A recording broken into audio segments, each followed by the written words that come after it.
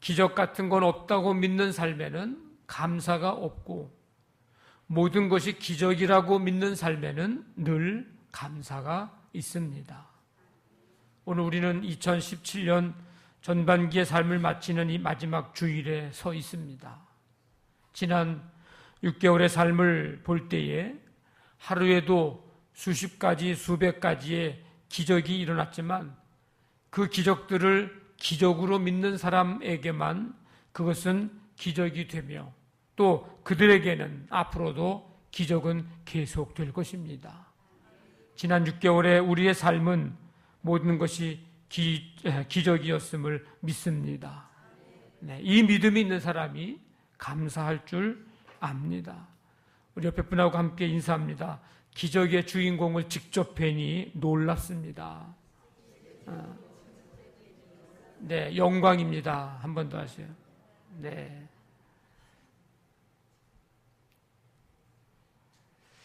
자료를 찾다 보니까 이런 이야기가 있더라고요. 어떤 성도가 열심히 기도를 해도 하나님의 응답이 없어서 몹시 실망하고 있던 어느 날 이제 꿈을 꾸게 되었습니다. 천사의 손에 이끌려서 하늘 보물 창고에 이제 다다르게 됩니다. 천사가 그 창고를 보여주었는데 그것은 텅텅 빈 창고였습니다. 그래서 묻습니다. 아니, 이 창고는 무슨 창고인데 이렇게 비어 있습니까? 그랬더니 천사가 말하기를 하나님의 자녀들이 매일 울며 매달리고 기도하면서 달라고 간구하면 주시는데 기도할 때마다 나누어 줬더니 이렇게 이 창고가 텅텅 비게 되었습니다. 그래서 이 창고는 그러면 비어 있고 그러면 옆에 창고는 어떤가 하고 옆에 창고에 가봤더니 그 창고에는 보물이 하늘 천장까지 그냥 가득히 쌓여 있었습니다. 그러자 이 성도가 물었습니다. 이 창고는 무슨 창고입니까? 이 창고는 감사 창고입니다. 하나님으로부터 받은 은혜를 감사하는 사람들에게 나누어 주려고 쌓아 놓았죠. 그런데 하나님께 감사하는 성도들이 없어서 이렇게 이 보물 창고에 그냥 가득히 쌓여만 있습니다. 꿈에서 깬 이 성도가 그날부터 하나님께서 베풀어 주신 은혜를 헤아려 보면서 날마다 감사의 기도를 드리기 시작했다는 그런 이야기입니다. 이 한 주간 이제 6개월의 삶을 이제 마무리하면서 7월의 삶을 맞이하고 후반기의 삶을 시작하는 주간이 이번 이 한 주간입니다. 오늘 특별히 이 시간에 하나님께서 베푸신 은혜를 이제 헤아려 보면서 감사로 예배하고 감사로 기도하고 감사로 찬양을 드리는 그런 시간이 되기를 원합니다.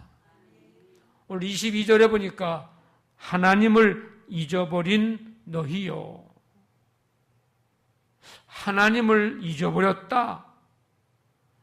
왜 이 시인은 하나님을 잊어버렸다고 오늘 말하고 있을까? 왜 이 시인이 하나님을 잊어버렸다고 말하고 있는데 그것은 무슨 의미일까? 뭘 말하고 있는 걸까? 이 질문에 대답을 하려면 시편 50편 이 말씀에 우리가 좀 앞에서부터 살펴봐야 되는데 이 시편 50편은 아삽의 시입니다. 레위인으로서 다윗 시대에 찬양대 대장이었던 아삽이라고 하는 사람의 시입니다. 전능하신 하나님께서 이제 백성들을 다 불러 모으십니다. 왜 부르셨을까? 뭔가 하시고 싶은 말씀이 있기 때문에 하나님이 부르셨습니다. 7절 보니까 내 백성아 들을지어다. 내가 말하리라. 이스라엘아 내가 네게 증언하리라. 나는 하나님 곧 내 하나님이로다. 뭔가 하나님께서 백성들에게 하시고 싶은 말씀이 있으셔서 지금 부르셨습니다. 그 하시고 싶은 말씀이 뭔가? 8절 보니까 너희들의 재물에 대해서는 책망할 것이 없다. 이렇게 말씀합니다. 성도들, 백성들은 제사로 하나님과 언약한 자들입니다.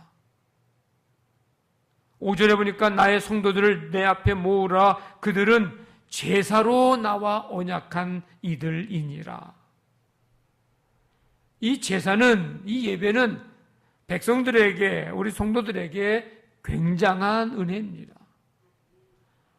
하나님이 제사로 나와 언약했다고 말하잖아요. 죽어야 마땅한데 소, 양, 비둘기 잡아 드리면 그 피를 통해서 사하여 주시리라는 언약을 맺으셨기 때문입니다. 그렇지 않으면 죄 용서받을 길이 없습니다. 그러니까 이 제사, 이 예배는 굉장한 은혜예요. 문제는 뭔가?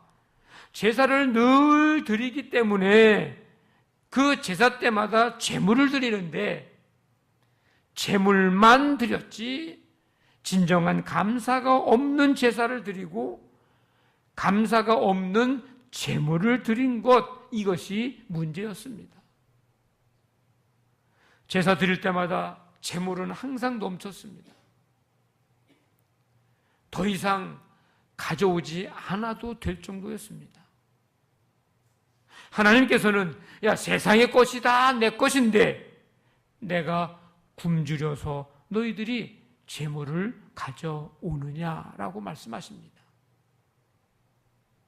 내가 수소 고기를 먹고 염소의 피를 마시겠느냐 하고 오히려 지금 제사를 드리러 오며 제물을 가지고 오는 성도들을 향해서 지금 되묻고 계십니다. 하나님이 제사가 필요 없다는 말씀하신 것도 아니고 제사 드릴 때 제물을 드리지 말라는 이야기가 아니라 형식적인 거는 그만하면 됐다는 겁니다. 그 정도면 됐다는 거예요. 그럼 하나님께서 제물 때문이 아니라면 다른 것 무엇 때문에 백성들을 지금 불러 모아서 말씀하시려고 하는 것일까? 거기에 대한 대답이 14절에 있습니다. 중심에서 우러나오는 감사와 찬양이 담긴 제사를 드려라. 백성들을 좀 불러다 모아놓고 하시고 싶은 얘기가 그겁니다. 14절에 감사로 하나님께 제사를 드리며 내 소원을 갚으며 23절에 감사로 제사를 드리는 자가 나를 영화롭게 하나니. 하나님께서 기뻐 받으시는 제사는, 예배는 마음 중심에서 우러나오는 감사와 찬양이 담겨 있는 예배입니다. 하나님은 영이시니 예배하는 자가 영과 진리로 예배할지니라. 하나님을 의지하는 자세가 아니라 내가 드리는 이 제물이 좋으니, 하나님 이 좋은 제물을 가지고 왔으니 하나님께서 이 제물을 봐서 나를 받아주시지 않겠느냐 하는 생각은 잘못된 생각이라는 것입니다.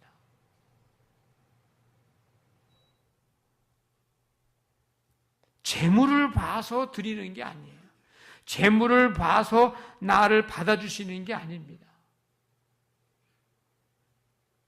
앞에서 드린 질문을 다시 드리면 이 시인이 하나님을 잊어버렸다고 말하고 있는데 그게 뭘 의미하는 걸까?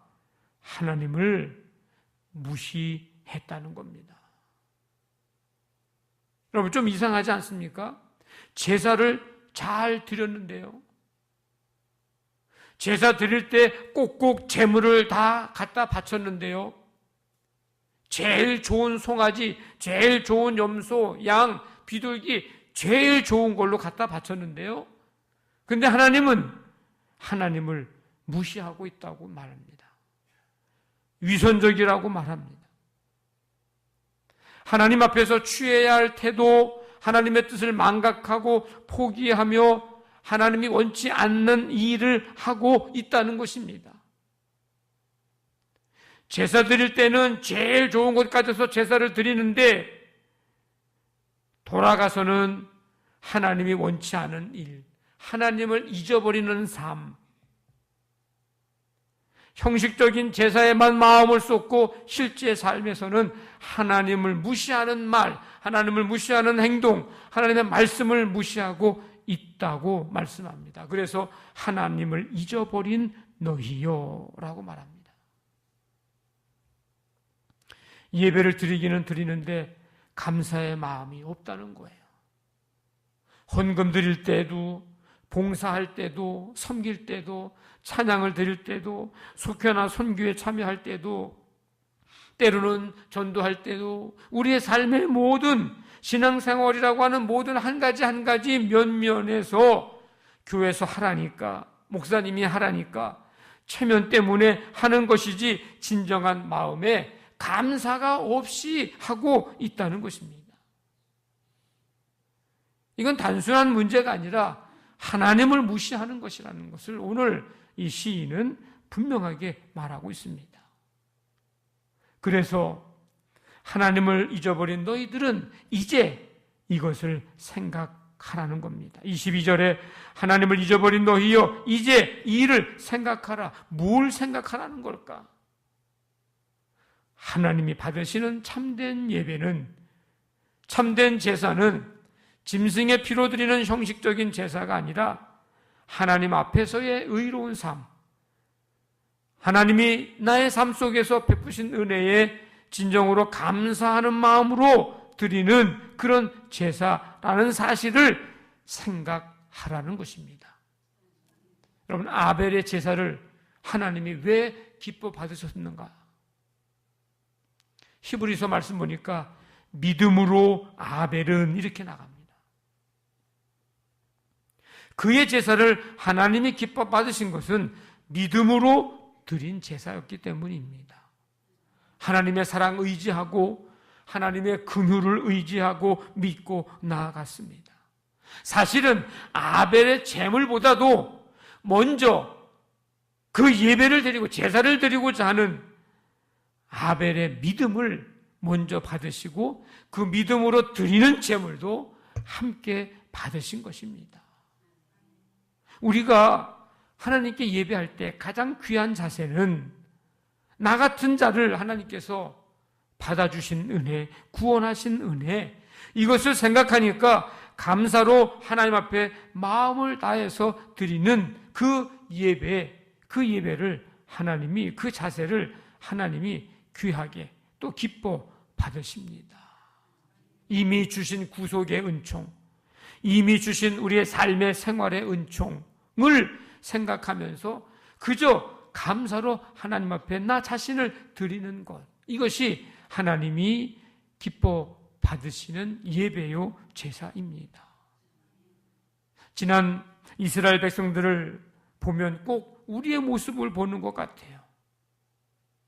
430년 동안 노예 생활하면서 엄청 고통을 당합니다. 그래서 얼마나 고통이 심했는지 이 백성들이 고통 중에 신음을 하는 소리를 하나님이 들으시고 그 고통에서 해방시키시며 약속의 땅 가나안 땅으로 인도하십니다. 광야길에 들어서죠. 근데 얼마 가지 않아서 백성들이 원망하기 시작합니다. 그냥 원망도 그냥 뭐 이렇게 하는 원망이 아니라 말씀을 보면 울며 장막 안에서 울면서 원망하는 거, 이거는 그냥 뭐 우리의 그런 마음이 아니죠. 이건 아주 그냥 의도적으로 하나님에 대해서 불신앙적인 것을 가지고 아주 하는 그런 모습이죠. 원망의 내용이 뭐예요? 생선, 오이, 참외, 부추, 파, 마늘, 애굽에서 먹었던 것들이 생각난다는 거예요. 밤에 이슬 내릴 때 만나를 내려주셔서 굶주리지 않게 해주셨더니 말씀해 보니까 뭐라 그럽니까? 만나 외에는 보이는 것이 없다, 이렇게 얘기를 합니다. 백성들이. 아니, 다른 거 없어서도 만나가 있으니 이거 주시니 감사합니다 하면서 그걸 먹고서 광야를 가야 되는 백성들이 만나 외에는 보이는 게 없다고 말하고 있습니다. 고기가 먹고 싶다고 얘기합니다. 백성들의 원망이 얼마나 심했는지 지도자 모세는요, 뭐라고 기도하냐면, 하나님, 차라리 나를 죽여서 내가 이 고난당함을 보지 않게 해달라고 기도합니다. 요즘 말로 얘기하면 엄청 스트레스 받는 거예요, 지금. 이스라엘 백성들에게는 애굽에서 구원해내신 구원의 은혜에 대한 감사가 전혀 없습니다. 하나님, 애굽에서 우리 종살이하던 우리를 건져주시니 감사합니다. 그런 고백이 없어요. 약속의 땅, 가나안 땅을 약속하신 그 하나님의 말씀, 거기에 대한 그 약속에 대한 신뢰, 그 믿음이 보이지 않습니다. 우리가 좀 힘들어도 하나님께서 약속하신 그 땅에 갈 때까지 이겨내겠습니다. 하나님, 우리에게 이겨낼 수 있는 힘을 좀 주십시오. 이렇게 기도하거나 그렇게 해서 모세를 격려하거나 그런 모습이 보이지 않습니다. 구름기둥으로 인도하시고 불기둥으로 보호하시고 만나를 통해서 먹을 것을 제공해 주신 것에 대한 감사의 고백이 없습니다. 대신 원망과 불평의 일들만 생각나고 그런 것들만 눈에 보입니다. 성도 여러분, 지난 6개월의 삶을 살아오면서 구원의 기쁨과 감격과 감사로 살아왔습니까? 약속하신 하나님의 이 말씀에 대한, 나를 향해서 약속하신 이 말씀에 대한 신뢰, 흔들림 없는 믿음으로 살아왔습니까? 시마다 때마다 인도하시고 지키시고 예비하시고 공급하시는 여호와 일의 은혜에 대한 정말 진심 어린 감사의 고백은 하면서 지내보셨습니까? 찬송가 23장에 보니까 만입이 내게 있으면 그 입 다 가지고 내 구주 주신 은총을 늘 찬송하겠네. 오늘 이스라엘 백성들의 이야기를 잠깐 들었는데 그들의 입은 아마 입이 하나였으니 망정이지, 그들에게 입이 만 개가 있었으면은 모세는 아마 그냥 그 자리에서 아마 쓰러졌을 겁니다. 왜? 그 만 개의 입을 가지고 원망, 불평을 했을 게 뻔하니까. 감사하는 사람은 남아있는 것을 볼 줄 아는 눈을 가진 사람입니다. 없는 것을 볼 줄 아는 눈이 아니라 남아있는 것을 볼 줄 아는 눈. 안 준 것, 없는 것 때문에 원망하고 불평하는 게 아니라 주신 그것 보면서 감사할 줄 아는 눈을 가진 사람이, 그가 바로 감사하는 사람입니다. 이 눈 가지고 삶 속에서 베풀어 주신 은혜에 대한 감사의 마음으로 예배하고 찬송하는 삶이 되기를 바랍니다. 이것이 하나님을 영화롭게, 감사로 제사를 드리는 자가 나를 영화롭게 하나니 하나님을 영화롭게, 하나님을 기쁘시게 해 드리는 삶입니다. 이런 삶을 살면서 예배도 드리고요, 이런 삶을 살면서 이런 마음으로 봉사도 하고 헌금도 드리고 헌신도 하고 모임도 참여하고 전도도 하고, 그것을 하나님께서 기뻐하시는 것입니다. 22절에 오늘 또 말씀을 하죠. 하나님을 잊어버린 너희여 이제 이를 생각하라. 뭘 생각하라는 걸까?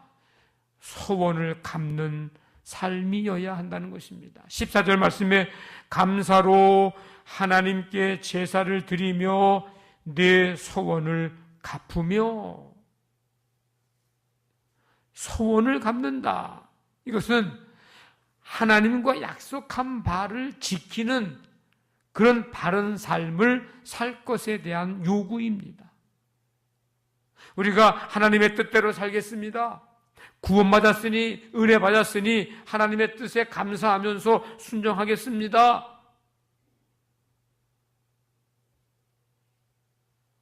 바로 이거죠. 근데 은혜 받았고 구원받았고 이런 약속을 드리면서 거기서 끝나는 게 아니라 그 받은 은혜, 그 감격에 절대 순종하고자 하는 순수한 마음과 결단이 더해질 때에 진정으로 예배 드렸다라고 할 수 있습니다. 말씀대로 사는 거죠. 하나님의 뜻대로 사는 겁니다. 생활 속에서의 예배의 모습입니다. 우리는 예배를 드리면서 때로는 감사의 마음보다는 예배 자체를 통해서 내가 얼마나 정성으로, 내가 얼마나 희생 드리는 것이 내가 드리는 이 희생 제물이 얼마나 값진 것인지에 대해서 과시하려는 경향이 우리에게 있습니다. 하나님, 내가 이렇게 합니다. 이런 모습입니다. 이렇게 많이 합니다. 이런 걸 드립니다. 과시하려는 경향이 우리에게 있습니다. 하나님 앞에서 과거의 잘못된 것들을 되풀이하지 않겠다고 하는 결단과 더불어서 새로운 것을 이루겠다는 약속을 하지만 다시 죄를 범하고 하나님 앞에서 약속한 것들을 다시금 잊어버리고, 이게 우리의 삶의 모습인데, 오늘 그런 우리에게 다시 한번 예배자로서 감사의 마음으로 예배할 것과 하나님과 약속한 것을 삶 속에서 행할 것을 오늘 우리에게 촉구하고 있습니다. 이 한 해를 시작하면서 가졌던 마음, 하나님을 향한 우리의 결심, 결단, 더 나아가서 하나님께 드린 약속, 이것들을 기억하면서 행함으로 하나님을 기쁘시게 해드리는 삶이 되기를 원합니다. 성도 여러분, 사람들에게 가장 큰 저주는 목마름이 아니라 감사하는 마음이 생기지 않는 메마름이 가장 큰 저주입니다. 우리는 목마른 것 때문에 하나님을 원망할 때가 많은데, 근데 더 중요하게 생각해야 할 것은 내 안에 진정한 감사의 마음이 생기지 않는 메마름 때문에 고통하고 아파하고 하나님 앞에 기도하고 간구하고 무릎 꿇을 수 있는 그런 마음이, 그런 모습이 우리에게 더 있어야 된다는 것입니다. 거꾸로 말하면 감사는 축복입니다. 모든 것을 갖춘 사람이 감사하는 게 아니에요. 하나님의 은혜를 깨달은 사람이 감사합니다. 왜? 하나님의 은혜를 깨달아 알 때에 하나님을 믿는 신앙인이 되기 때문이죠. 하나님의 은혜를 아는 자만이 사도 바울과 같이 나의 나 된 것은 하나님의 은혜입니다 라고 자신의 삶이 그런 삶임을, 하나님의 은혜로 살아가고 있는 삶임을 인정하게 되고요, 그런 것을 인정하는 사람은 삶을 적극적으로 살아가게 됩니다. 왜요? 지금까지 인도하신 하나님이 하나님의 은혜로 살아온 내가 앞으로도 우리의 삶을 인도하실 하나님의 은혜를 기대하면서 또 모든 것이 하나님의 은혜 가운데 될 것임을 확신하기 때문입니다. 한 해의 중심에 서 있는 오늘 이 지금, 우리의 삶의 몇 년을 한번 가만히 돌아보면서 감사로 하나님을 영화롭게, 감사로 하나님을 기쁘시게 해드리면서 이제 후반기를 그 하나님의 은혜로 채워주실 것을 기대하면서 새롭게 출발하는 저와 여러분들, 우리 모두가 되시기를 주님의 이름으로 간절히 축원합니다. 아멘. 다 일어나셔서 내 영혼의 햇빛 비치니 함께 찬송 드리겠습니다.